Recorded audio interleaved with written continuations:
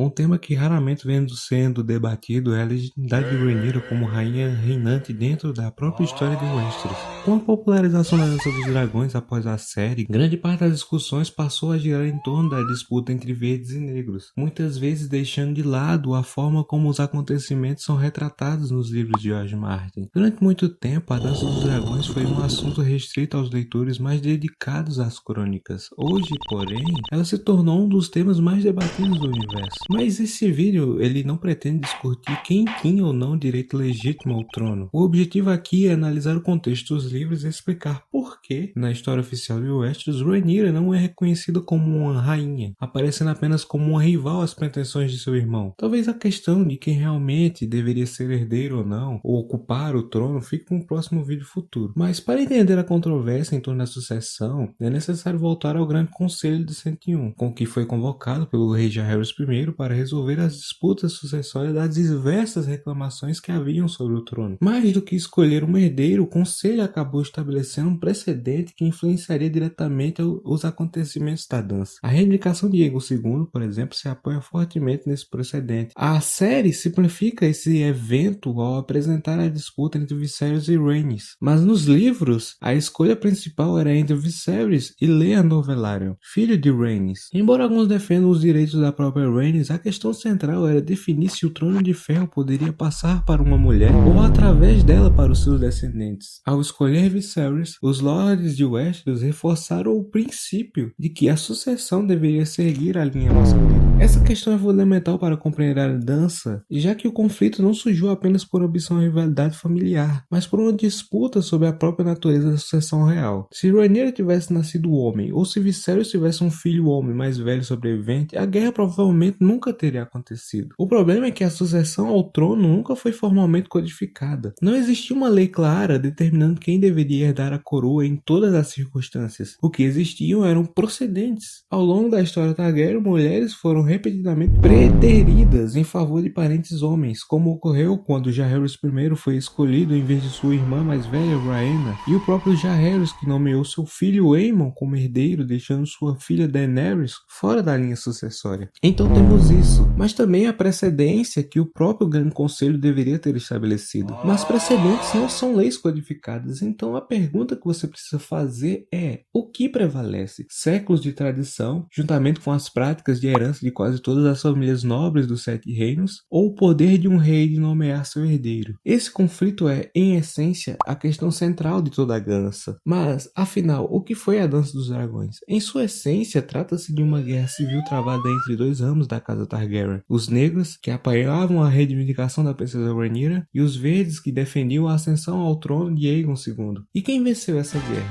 Essa é uma das discussões mais recorrentes entre os fãs, mas a resposta não é tão simples quanto parece. Na realidade, a dança não teve vencedores. Ao final do conflito, a casa Targaryen estava devastada, seus dragões caminhavam para a extinção e Westeros encontrava-se em ruínas, governado por um conselho de regentes que aguardavam ansiosamente a maioridade do jovem Aegon III. Muitos argumentam que os negros venceram, já que os filhos de Rhaenyra herdaram o trono e a sua linhagem permaneceu no poder até a queda de Aerys II, durante a rebelião de Robert. E de fato, todos os Targaryen dos livros principais descendem dela. No entanto, existe outro lado dessa questão. Os verdes triunfaram no campo ideológico. Após a guerra, consolidou-se a sucessão por primogenitura com preferência masculina, e as mulheres passaram a ser efetivamente excluídas da sucessão. A situação se torna ainda mais complexa quando observamos a ascensão do próprio Aegon III. Independente de qual facção saísse vitoriosa, ele provavelmente acabaria herdando o trono. Para os negros, ele era o filho mais velho sobrevivente de Rhaenyra. Para os verdes, ele era o parente masculino mais próximo com sangue Targaryen disponível. Em outras palavras, ambos os lados encontraram em Aegon uma solução aceitável para encerrar a guerra. E é justamente aí que surge a pergunta central desse vídeo: por que Rhaenyra não é lembrada como a rainha reinante? A resposta está diretamente ligada ao desfecho do conflito. Aegon II sobreviveu à rival por tempo suficiente para reivindicar a vitória e controlar a narrativa oficial. Como rei reconhecido, ele determinou que Rhaenyra fosse registrada apenas como uma pretendente ao trono, e não como uma soberana soberana legítima. A partir desse momento, o título de rainha passou a ser reservado às consortes dos reis, e não a governantes em seu próprio direito. Mais importante ainda, os direitos sucessórios transmitidos a Aegon III passaram a ser associados à sua descendência masculina por meio de seu pai, Daemon Targaryen, e não ao suposto reinado de sua mãe. Dessa forma, a visão sucessória defendida pelos Verdes acabou prevalecendo na história oficial de Westeros. Mas se os descendentes de Rhaenyra se tornaram reis, por que eles nunca corrigiram isso? No caso de Aegon III, a explicação parece relativamente simples. Quando assumiu o trono, ele era apenas uma criança traumatizada, cercada por regentes de ambas as facções. Além disso, carregava cicatrizes profundas da guerra, incluindo a memória de ter testemunhado a morte da própria mãe diante do dragão de seu tio. Ao atingir a maioridade, o reino ainda buscava estabilidade, e Aegon jamais demonstrou interesse em reabrir as feridas da dança.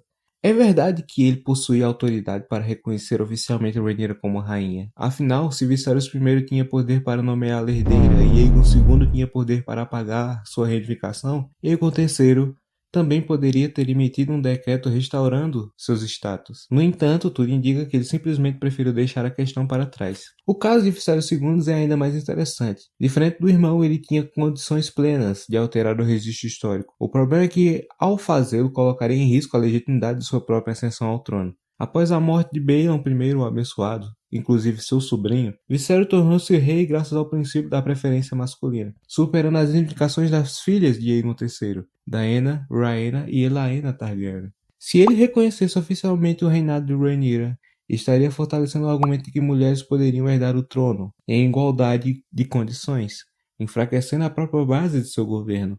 Além disso, Daenor era a mãe de Daemon Blackfyre. Reconhecer plenamente os direitos sucessórios femininos poderia gerar novas disputas e tornar as futuras rebeliões Blackfyre ainda mais explosivas. Considerando que Viserys II é retratado como um homem extremamente pragmático e inteligente, é provável que tenha entendido os riscos de reabrir essa discussão. No fim das contas, o fato de Rhaenyra não ser reconhecida como rainha não invalida automaticamente sua reivindicação. Seu pai a nomeou herdeira em um período em que não existia uma lei sucessória formal para o Trono de Ferro. O verdadeiro problema é que Westeros jamais resolveu de forma definitiva o conflito entre tradição, precedentes e autoridade real. Talvez isso seja justamente o que torna a Dança dos Dragões tão fascinante, ou talvez seja consequência das limitações da própria obra. Afinal, Fogo e Sangue termina quando Aegon III alcança a maioridade, e grande parte das informações posteriores vem do mundo de Gelo e Fogo, uma obra muito mais resumida.